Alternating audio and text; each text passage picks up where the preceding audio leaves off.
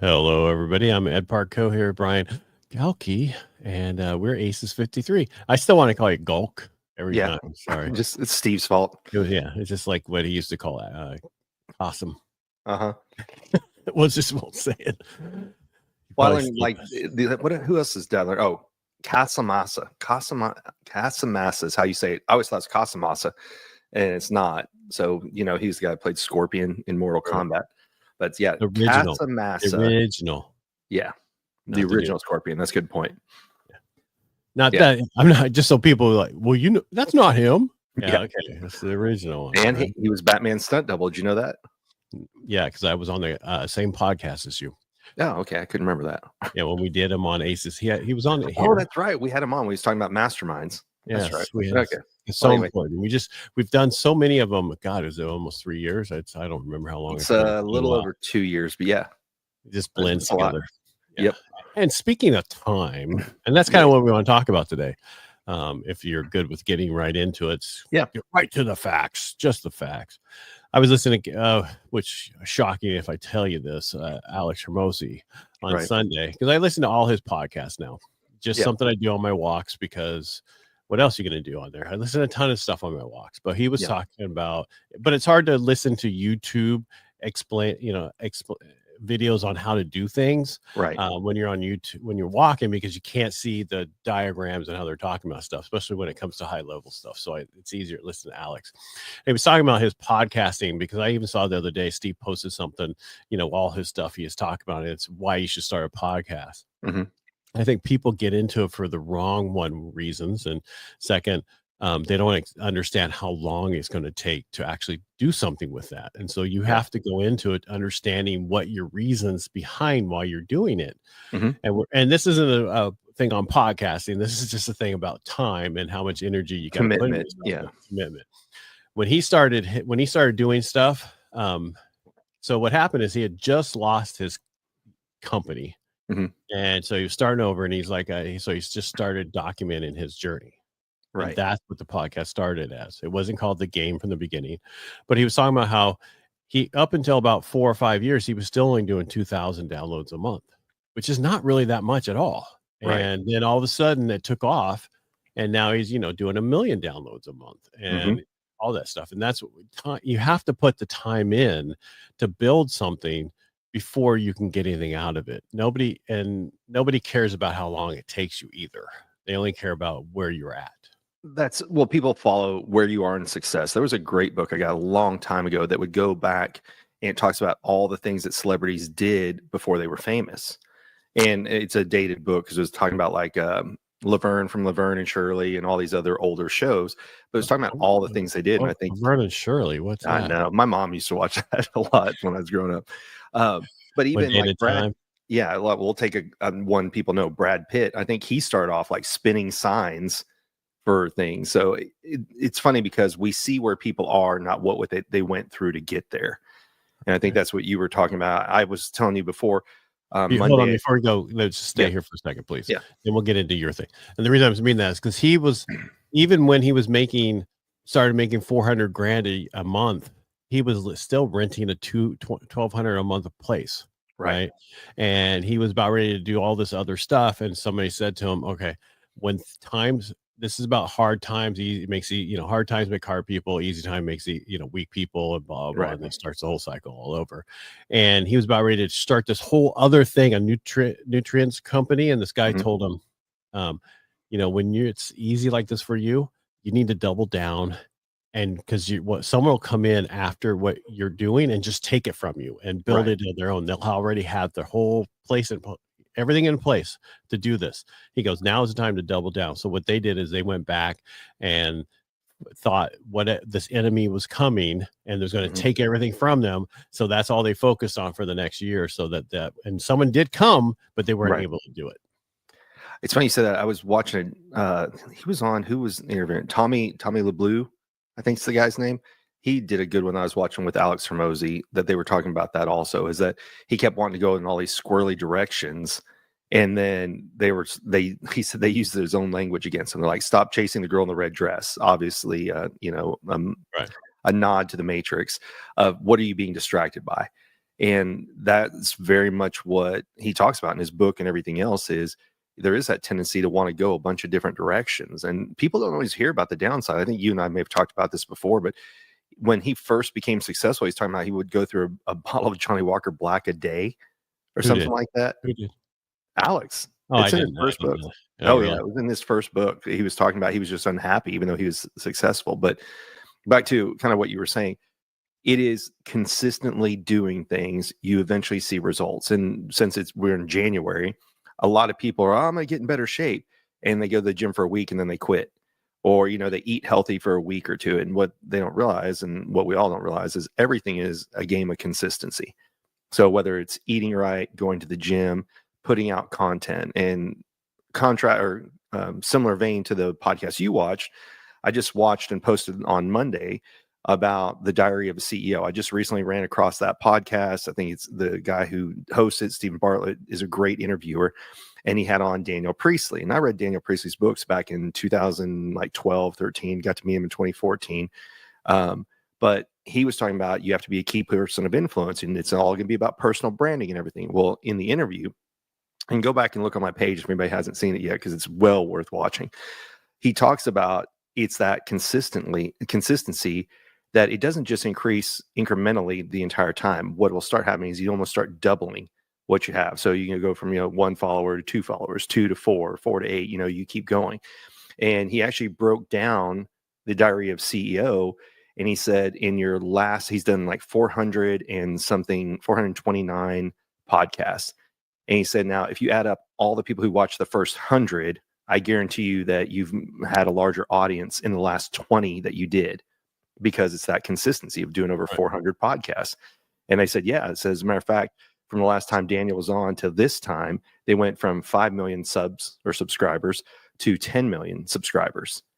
And it's just that thing that's over time. So what I do like is the people who share that background, instead of just, oh, I'm rich, look at me, look at what I've done. It's the people that are sharing, like Alex, like Daniel Priestley, like Stephen Bartlett, of what it took to get there, because we're all seeing them in the final phase, not what it took to get there. Well, prime example, when you met him when he was going to speak on stage at an event you were at, and you're like, who is this guy in the shorts and with the thing across his nose and all that? You had no idea who he was. 2021. Yeah, nobody really knew who he was at that time. He just became, people knew, but not anybody outside the gym space. Exactly. They knew him through Gym Launch, and they knew him through if he was it Russell Brunson's inner circle or whatever. Like, he was successful marketing in a small pond, but nowhere near how people know him today. Right. Yeah. I didn't know he was in the inner circle. That's a very expensive place to be in.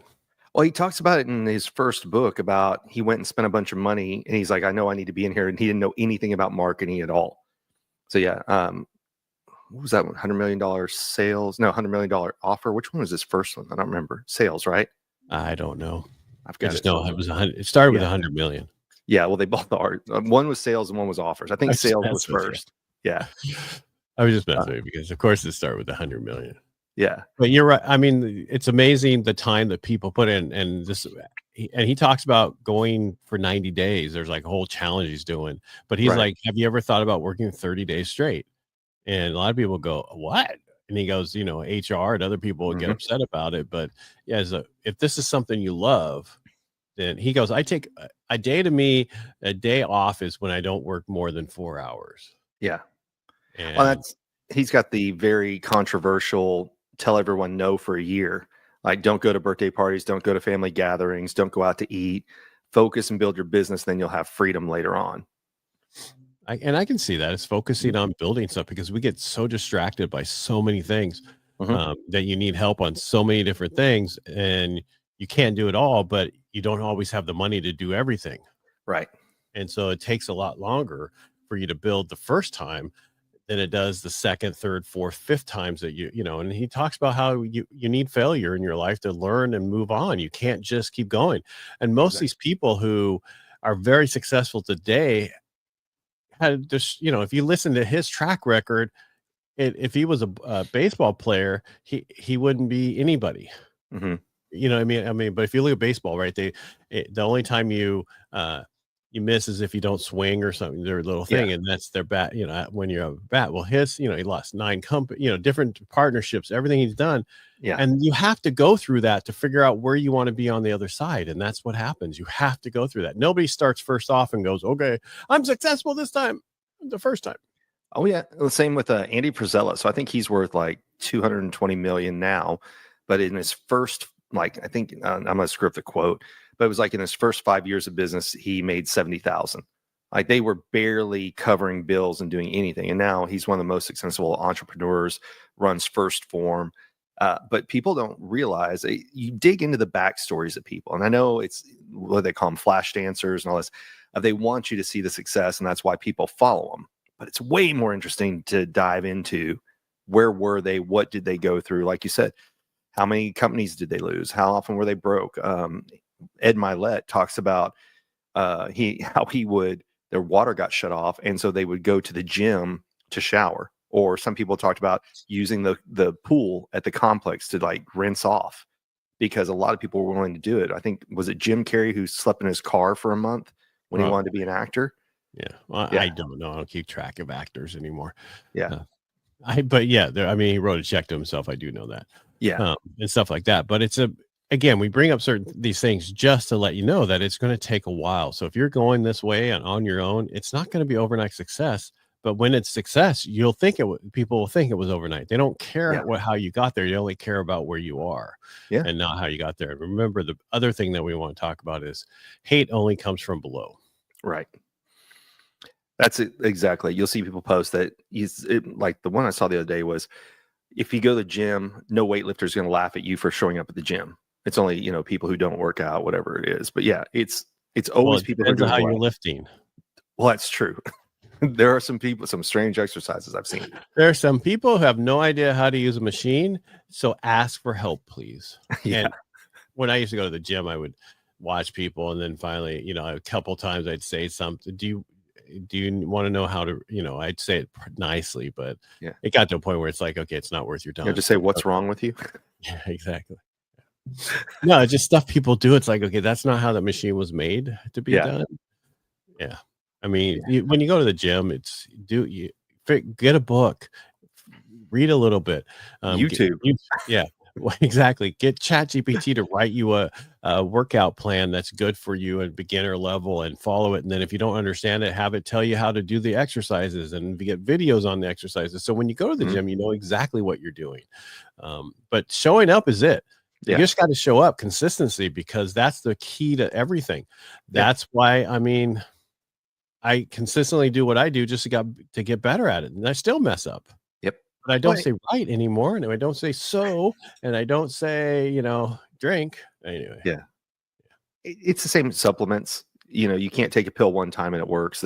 It's funny. We surround ourselves with all these things that we have to do all the time. Or in the Matrix, you can. Well, that's true. The red pill or the blue pill. Yes. So, but people just expect, I post one time, I'll be famous. Yeah. No, I mean, there's always a caveat to freaking everything. All right. Mm-hmm. This happened. He got success. Yeah. One person out of a multi-million people happened. And they also are the ones who win the lottery. Mm-hmm. And then are broke after they win the lottery. Unfortunately, that happens way, way too often. Yeah. Because you don't know how to put it away and tell people you did not win it. But it's like, just throwing another analogy out there so people get it. I'm going to take whatever athlete you're a fan of. How much time do they spend practicing for what you show up and watch at the game? Right. So they talked about all these basketball players who'd get up, like Michael Jordan, get up, I guess, 4 a.m, go shoot thousands and thousands of shots, so that when he was in the game, it was muscle memory over and over again. So it just learn to apply that. And it's so hard for people doing social media. I don't know what to create. I don't know what to do. Nobody knows, but you just start putting it out there. Hell, half the time we get on the show right before we go live, we go, what do you want to talk about? So that's not true. All of our stuff is planned way ahead of time. We have people who plan it for us, and we just act like we have no idea what we're talking about. Yeah. No, but it's really what's new. What happened was how we come across certain things, and it depends on who the Joker is and who we're going to have that week for the Joker. What we're talking about, but the most important thing that we talk about is how to become the authority in your industry, how to Right. be, and that would be, I would say, be consistent on what your message is and what you're trying to put out there. There's always these fancy little tools. Oh, look at my new app. No one Yeah. gives a shit. They only care about what you can do for them and what you're trying to build over time. And if Which you're still going to be there. that's my ADD kicking in right now. So I was listening to Gary Vee on the way, I was driving somewhere today, but anyway, I guess there's a new app. So Blue Sky I've heard of before, but I haven't touched it. But he's got something called What's Not. Have you looked into any of that? Okay. He was talking about all the people on What's Not, go ahead and share this out. And then of course, Blue Sky was another one that when TikTok went down, a bunch of people jumped over to that, but I haven't downloaded it. A bunch of people isn't the one that everybody kind of went over to when they got upset about X and other ones that went. That was well, there's a few of them that are out there because I know I downloaded one. Like there's One that Chatter. was more left leaning. One of those. It was more politically to the right. I prefer mine in the middle, and everybody can talk. That's what I like. Let me see. I was looking here. I prefer a Texas version of one that takes shit for nobody. There was so Clapper was one that was popular for a little bit. Chatter was one. No, that's not it. It's I can swear blue sky, blue something. So someone needs to make one that says don't mess with whatever, kind of like Texas says. You're right.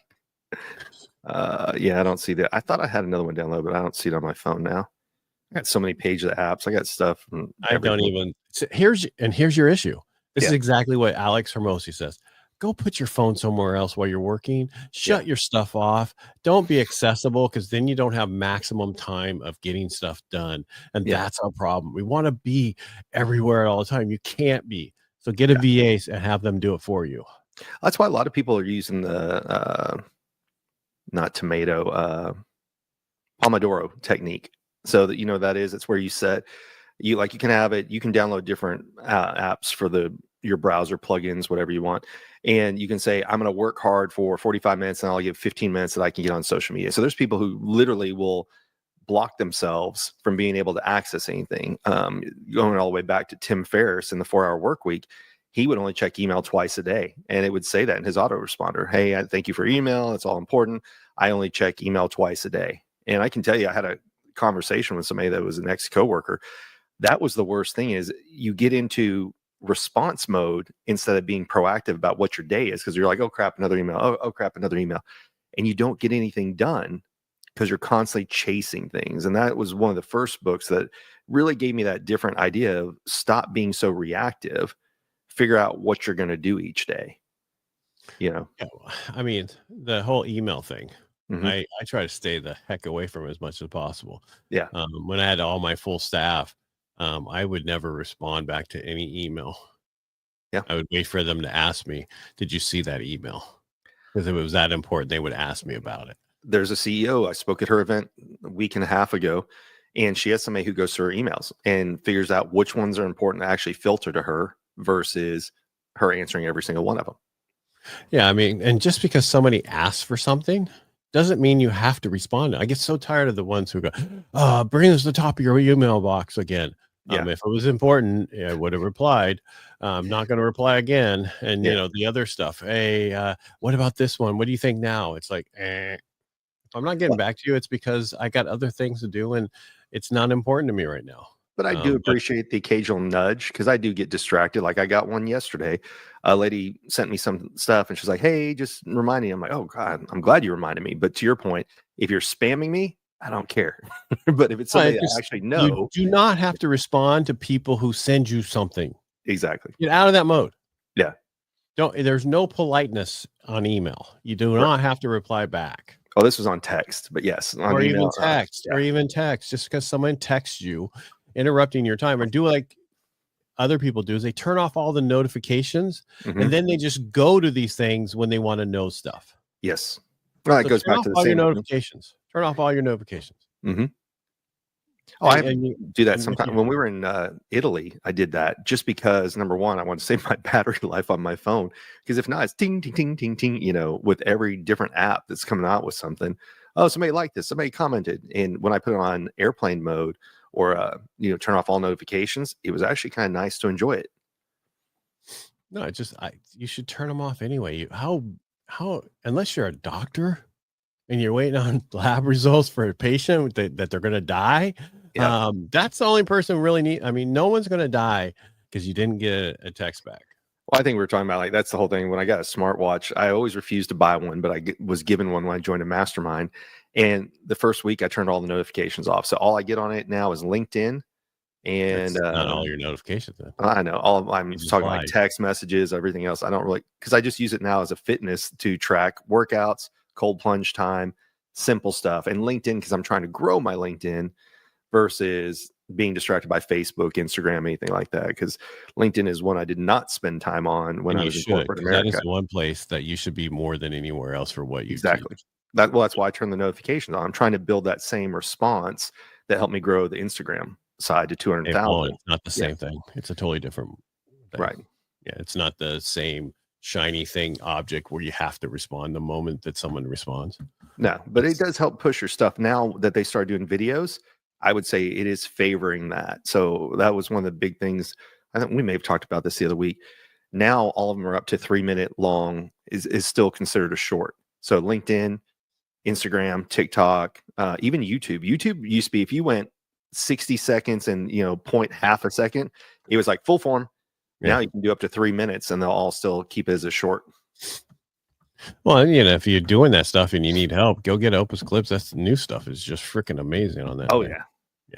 Yeah. Oh. The B-roll still is the lacking. Everything else is pretty awesome. Not so bad if you don't have things that you have. All right. You are specific on what you need. For most of us, it does amazing because it just has to get close to what we say in that area. And for what I do, it's perfect. And I just need someone to help me post those more. Yep. Yeah. Because it's just, everybody's like, I'm finally at that point where I've talked about it over the last year. I'll get to that point, and now I'm at that point so far. Yeah. And so I was talking with Ralph today, and he gave me a couple of names of a couple people, so I'm reaching out to them because I reached out to somebody else who sent me somebody, had appointments with them, and they canceled. And I'm like, okay, I'm done. Yeah. You can cancel. They're gonna cancel once, twice, you're done. That was one of the problems I had with since we used the same web developer before. They're like, okay, well, because we want you to work on our time zone, you have to, we'll meet you at midnight. So I stayed up till midnight to have a meeting with them, and they no-showed. And after that, I was like, F these people. If I'm the one paying you, you should be on my time zone, not yours. And when you no-show, they're damn sure should be an apology letter if I'm paying you for something, But, you actually want an actual apology letter? Well, email, you know what I mean. No, I don't know you. You said a letter, apology letter. Would take too long to get here from where they were located. They're going to chat GPT it anyway. So yeah, I hope this email finds you well. God, I'm amazed how many people have that going out like that. Yeah. Well, I mean, even I got one this week, but that's what somebody called a bunch of people out on, it's either Facebook or Instagram, saying, if I never saw long content from you ever, and I've been following you for years, and suddenly it's there, I know you're using AI to do it. Well, not only that, I see that all the time. It's on for podcasting and people asking to be on my podcast. If you're going to go through something, just say, if you have that first line, and I know it's there, that tells me you didn't even think enough to actually write something. Right. You have to go in there, because if you write it and you have it clean it up, to take that first stupid. Well, mine, I told it, never state that again. Do not ever add those lines that you add again like that. And it doesn't anymore. I scolded it. Who was I seeing? Somebody was posting, in a Slack group I'm in, that they were talking about, because it adapts to your writing style and everything else, will AI have a cognitive bias to start just telling you what you want to hear instead of staying objective? Because it's learning about you all the time. So there was a concern about that, of like, ooh, is it still giving you relevant data, or is it telling you what you want to hear? It's a crazy question. I'm all over the place, so it doesn't know what I want to hear anymore, because I just like the voice. Nice about the new stuff. Yeah. Well, they actually have new mobile ones, small, for iPad, whatever, that does more for coding and other stuff. I don't know if you saw that. It just came out recently. And then I just saw it. I just saw an email. It took me over there because I had it hidden behind our thing, and then now it's over here and it popped up. What were we talking about? See, hey, when that happens. Oh, AI. Yeah. Oh, yeah. So what I do is you can actually create not a channel or whatever, but like I'm creating a company, and everything I want for that company is now in this one segment. So no matter whatever I do, it stays in that same area. Right. You can go back to it and they'll remember everything I've talked about to this point. We were talking last week, like, was it Deep Sea? What's the name of Deep Seek? DeepSeek. Yeah. So I live in Texas. We ban stuff pretty quick. So it's already been banned from any government device in the state of Texas because there's that much of a concern of it. Oh yeah. You know, how advanced it is. And of course, it's coming out of China. So yeah, I saw a post that said it's already outlawed on all law enforcement and government phones, issued phones and laptops. If you can't ask about the Chinese government or anything to do with Singapore, there's a problem to start with. Yeah. Yeah. Oh, by the way, it's under projects under ChatGPT. You can create a project, and then that will house everything you want about that project in there. Oh, nice. Because it used to be where like you'd ask it this one question, like, so if you wanted to do a project of a book, then you could actually have each chapter as a separate thing that you can keep messing with. If that's what you're doing, I don't recommend using them as a ghostwriter. Right. Ghostwriter. I feel like I talk about Top Gun here for a second. Yeah. And so I'm creating a VA disability company and stuff like that. And then all the stuff that's involved with all that was in there. I was like, this is beautiful because it's segmented out so I could share with the people who are involved with certain things. I did the same thing for Operation Firewalk, create my schedule. When do we have to have all this stuff out? All right, now the next one is this information for all the emails and this and that. Yeah. Same thing with the other thing. Each one will, what's all my text messages and emails for every point of the touch in the process. Oh, that's another thing.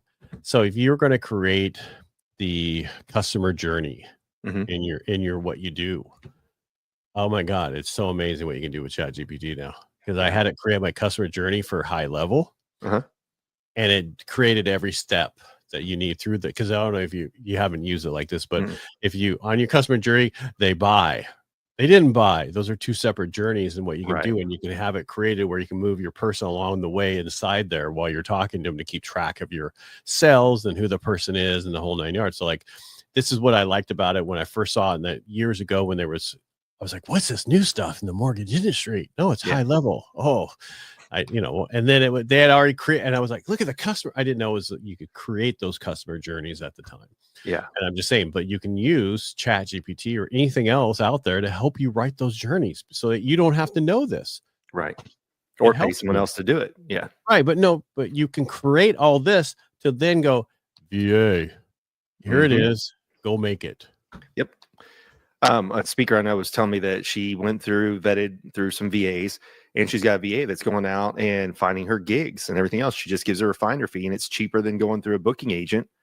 And but somebody who works while you sleep, and you just have to be very specific on what you do. But that VA is doing her social media, and her social media clips look great. And that's the interesting thing is, not that long ago, a VA did one task very well. And now VAs, they're almost like an entire team, just because there's so many tools that they learn how to use in these countries. And I think she said she's paying her $8 an hour. And that's like a big deal there. And of course, if she lands a speaking gig and then that person gets a percentage of that, that's like getting 2 months pay for helping do it. So that person's driven to help them succeed in other areas as well. Right. And there's companies like Costum has one now where they'll train that person to do everything you want. Yeah. But make sure that they do what you want. The way you want it. Yes. It's his reputation on the line. Yep. Well, and like we talked about before, the good news is now all the platforms let you give them guest access without giving over total control. Because there's horror stories of, 3 to 5 years ago of hiring a VA who locked out the person, held them for ransom, and then just destroyed their accounts and everything else. So yeah, it's somebody I talked to the other day that happened to them where they gave access to somebody on Fiverr. Yeah. You heard that story? No. Were you there with me? Okay. No. And then that person went in there and just took over everything and posted some bad stuff on his thing, and it got blocked. And then they had to go actually recreate everything. See, that's the whole challenge. Somebody did. So the guy that I keep bringing up, Ralph, referred me to a company today. And it's one he referred me to a long time ago, which he kept as a secret because he would do this is what most of these guys with the agencies do is they hire these people and you go, hey, I want this done. Can you do it? Yeah, no problem. I can do it. Here, can you do this for me? Okay, add 10% on there. This is what your cost is. Oh, can you do this for me? Can you do that? Yeah, no problem. Can you Yeah. add 10% on that bill for me? Thank you. Uh-huh. It's exactly what it is. It's And who exactly. cares if they're doing the vetting and they had already found the people? It's worth it because Well, it's I still know, better but than hiring then somebody. Ralph's like, you know what? It's not worth my time now anymore. Yeah. I'll set it up. Here's the person you need to talk to. I'll set it, I'll tell him what you're looking. I text him while we were talking, and I got to just get in contact with him. But I've been not nonstop since I got off with him this morning at noon. I got you. Well, speaking of Anyway. nonstop, I got to get running today. So Got a big date going on, don't you? no, I got to get. I'm behind on so much stuff. I sent a copy of the book. A VA. I need to. So I sent a copy of the book to my mentor. He gave me feedback, and I have not worked on it. I've got travel coming up this next week. So, Send it to me. Yeah, I'll send you a copy. As a lame person who doesn't know anything gives you feedback. That's fine. I can because do you're talking about feedback from everybody who knows what you're talking about. Right. I'll tell you if it's too above my head. Well, I wanted his blessing first, right? Because he's the one that taught me everything. So is that what you did? Yes. Yeah. Did he like write a foreword for you? I don't know. I haven't even asked him that. He just wants to make sure it's accurate. Well, I may have some other people do it too. I included many people write in your foreword of your book. Did you know I've only seen one done before, but no, you can like have a few different people talk about yourselves in the beginning. Yeah. There are no rules except for the rules you put in your own head. I know, but some people pick up and they, are you gonna put somebody on a jacket, all that stuff. So that's what I got to figure out. But anyway, I want him to give me he's going through it right now of what does he like, what does he dislike, what does he recommend, and then I'll send to you and I've sent to a few other people. So I would say don't even do hard copy, just do paperback. I mean, because the jacket part itself, because I did hard copy, a big run at the beginning, you can still buy the hard, but it's one extra thing you have to do in the paper and everything else. It's just more expensive to wrap that thing. Agreed. And most people don't care. Exactly. Well, some people look and go, "Oh, this person recommended." So obviously, I'd go after like Steve, Janine, Brad. No, those are on there. You can put those on there. I'm talking about an actual hard copy of a book. Hard bound. There's a word I'm looking for. Yeah, no, I get a few of those. Like, you saw I have that convinced me by the guest we had last week. The problem is you rip the cover all the time, and it just ruins it. I know. Funny you say that because I was carrying around my backpack, and of course, what does it do? It ripped it across on the side. Yeah, that's why I take it off while I read it. Yeah, and then I got to find out where I put it. All right, take us out. All right, everybody. Once again, welcome or thank you for joining ACES53 today with Ed Parcaut and myself. So on Tuesdays, it's just Ed and I, and on Thursdays, when we can, we bring on a special guest called a Joker. Somebody has a special skill or talent that we think you guys would benefit from. So if you're looking for a particular skill set that you need more information on, let us know. We'll try and find someone. Or if you happen to be an expert in an area and you'd like to share the skill set, reach out to us and let us know. So the best way to support us, like, share, follow, all the fun stuff. Ed, thank you for being here today. And everyone else, thank you for being here. My pleasure.